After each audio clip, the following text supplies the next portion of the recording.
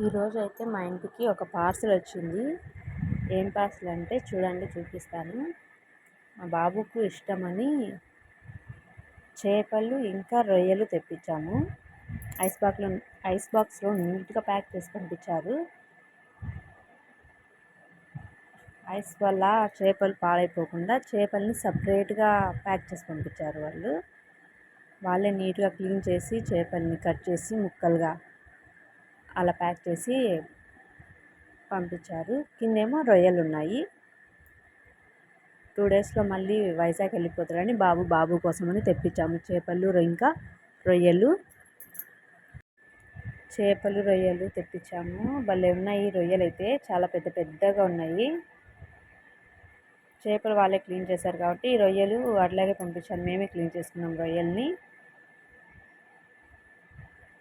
చాలా నీట్గా ఉన్నాయి. బాక్స్లో అయితే రొయ్యలు ఏం పాడు కాలేదు ఒక్కటి కూడా. చాలా పెద్ద పెద్ద రొయ్యలు అవి కూడా. ఇవి క్లీన్ చేసుకోవాలంటే కొంచెం కష్టమే, కానీ నిదానంగా చూసి చేసుకోవాలి. అందులో ఒకటి చిన్న చేప పిల్ల వచ్చింది. ఐస్ వల్ల చనిపోయింది పాపం. ఇక మేమైతే క్లీన్ చేయడం స్టార్ట్ చేసినాము.